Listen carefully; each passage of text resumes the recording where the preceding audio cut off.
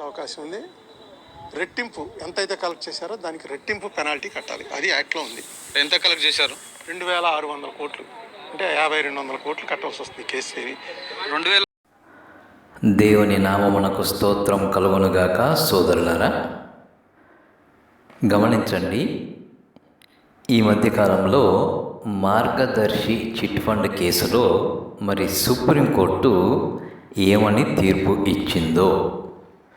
మరి మార్గదర్శి chit fund అక్రమంగా ప్రజల దగ్గర నుండి డిపాజిట్లు వసూలు చేసింది. ఆ విధంగా వసూలు చేసే హక్కు లేదు. వారు అలా వసూలు చేయకూడదు. మరి అలా వసూలు చేసినప్పుడు ఏమిటి శిక్ష అంటే రెట్టింపు జరిమానా, 6 నెలల వరకు జైలు శిక్ష విధించే అవకాశం ఉంది.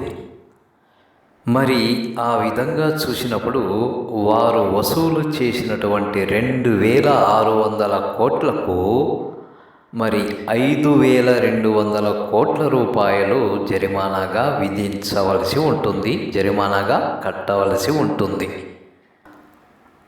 అయితే ఇవన్నీ ఎప్పుడు సాధ్యము అంటే ఒకరు ఈ విధంగా ఇల్లీగల్గా ప్రవర్తించినప్పుడు, వారు ఆ విధంగా ఇల్లీగల్గా ప్రవర్తించారు అని ఒకరు కోర్టుని అప్రోచ్ కావలసి ఉంటుంది. ఆ తదుపరి వాదోపవాదాల తర్వాత కోర్టు తీర్పు ఇచ్చిన తర్వాత మాత్రమే ఆ విధమైన శిక్ష ఖరారు అవుతుంది. అప్పటి వరకు ఈ విధమైన ఇల్లీగల్ వసూళ్లు ఎవరు చేసినప్పటికీ ఎవరూ ఏమీ చేయలేని పరిస్థితి. అయితే ప్రభువైన యేసును తమ హృదయములలో కలిగిన వారు ఏ విధంగా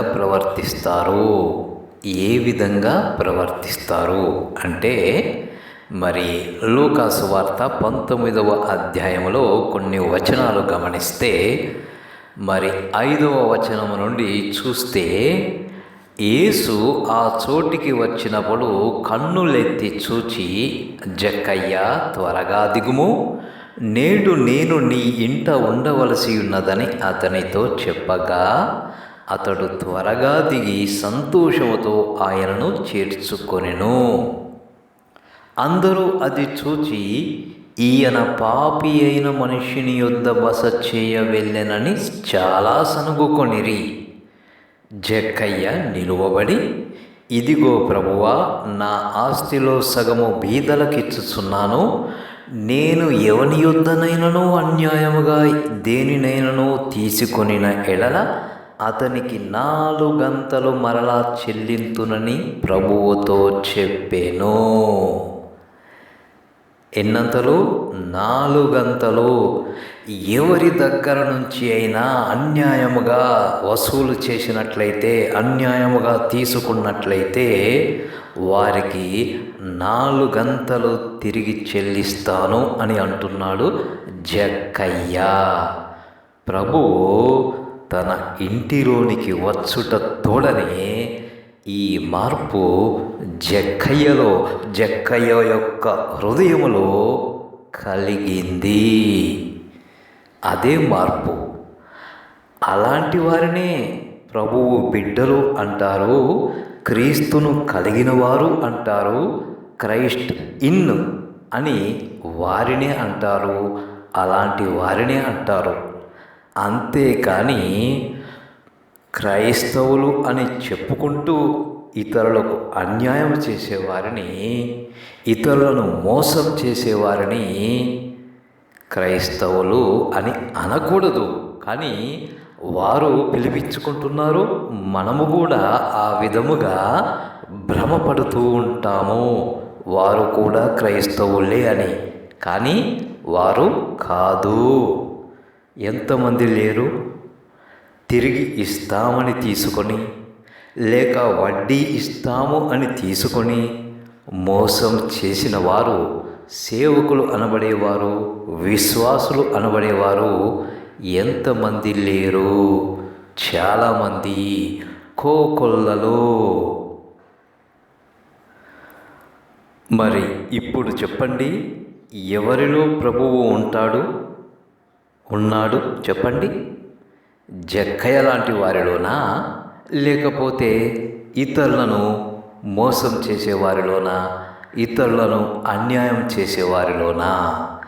ఎవరిలో ఉన్నారు ప్రభువు? ఎవరిలో ఉంటాడు ప్రభువు? అందుకే ఎవరైతే ప్రభు నామాన్ని పెట్టుకొని కూడా ఈ విధమైన మోసకార్యాలకు పాల్పడుతున్నారో వారిని బట్టే ప్రభు అంటూ ఉన్నాడు, మిమ్మును బట్టే నా నామము అన్యజనుల మధ్య దూషింపబడుచున్నది అంటాడు.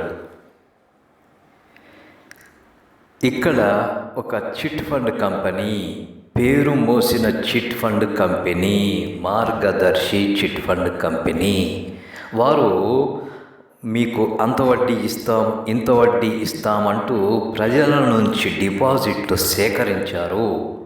అయితే వారు అలా డిపాజిట్లు సేకరించడానికి ఏ విధమైన అధికారము లేదు. వారు అలా సేకరించకూడదు. సో ఈ విధంగా సేకరించిన డిపాజిట్లను తిరిగి చెల్లించారా అంటే చాలామందికి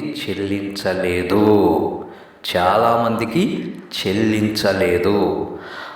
అతనిపై, ఆ చిట్ ఫండ్ కంపెనీపై ఏ విధమైన చర్యలు తీసుకోవాలో తెలియక గమ్మున ఉండిపోయిన వారే చాలామంది.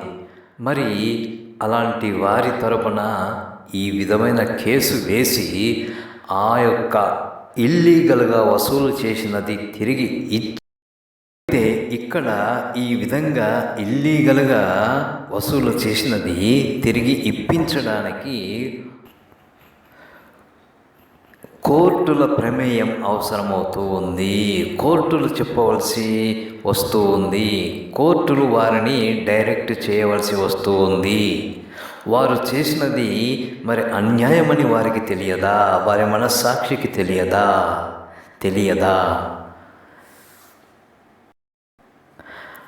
అంటే వారి మనస్సాక్షి పని చేయకుండా ఉన్నది అని మనం గమనించగలం.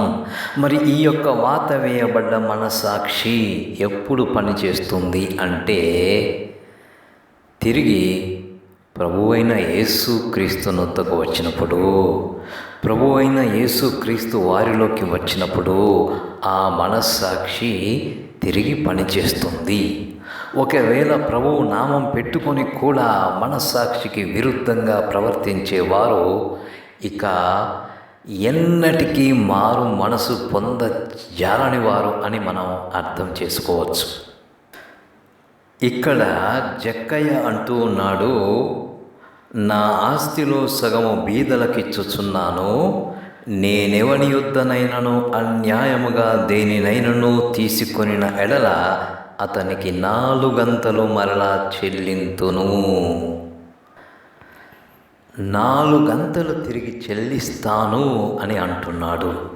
ఇక్కడ మన దగ్గర చట్టాలు మహా అయితే రెట్టింపు జరిమానా విధించే అవకాశం ఉంది. కానీ ఇక్కడ 4 గంతలు తిరిగి చెల్లిస్తాను అంటున్నాడు. అదే మార్పు.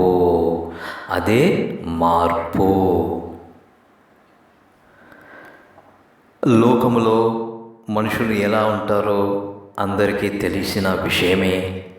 కానీ సంఘముగా పిలువబడుతున్న దానిలో ఉన్నటువంటి వ్యక్తులు ఎలా ఉన్నారో వారు పరీక్షించుకోవాలని కోరుతూ ఉన్నాను. ఒకరు మీ చెప్పవలసిన అవసరం దాపురిస్తుందా? ఇక్కడ మార్గదర్శి చిట్ ఫండ్కి కోర్టులు మొట్టికాయలు వేయవలసిన పరిస్థితి వచ్చినట్లుగా, బుద్ధి చెప్పవలసి వచ్చినట్లుగా మీకు మరొకరు బుద్ధి చెప్పవలసిన అవసరం ఏర్పడుతుందా? క్రీస్తు సంఘములో ఉంటున్నాము అని చెప్పుకునేవారే మీకు మరొకరు బుద్ధి చెప్పవలసిన అవసరం వస్తుందా? లేక ఈ జక్కయ్యలాగా మార్పు చెందిన వారిగా ఉంటున్నారా? ఎవరికి వారు పరీక్ష చేసుకుందాం. మార్పు చెందిన వారిగా ఉంటే దానిని బట్టి ప్రభువుకు మహిమ కలుగుతుంది. లేదంటే మిమ్మును బట్టే నా నామము దూషింపబడుచున్నది అనే సాక్ష్యాన్ని కలిగి ఉంటారు. ఏ కోవలో ఉన్నారు? ఎవరికి వారం పరీక్ష చేసుకుందాము గాక. ఎవరికి వారు పరీక్ష చేసుకుని సరి చేసుకోవాల్సినవి ఉంటే సరి చేసుకుని ముందుకు సాగాలని కోరుతూ ఈ చిన్న మాటల్ని ముగిస్తున్నాను. అందరికీ వందనాలు. అవకాశం ఉంది. రెట్టింపు ఎంతైతే కలెక్ట్ చేశారో దానికి రెట్టింపు పెనాల్టీ కట్టాలి. అది యాక్ట్లో ఉంది. ఎంత కలెక్ట్ చేశారు? 2600 కోట్లు అంటే 5200 కోట్లు కట్టాల్సి వస్తుంది కేసు.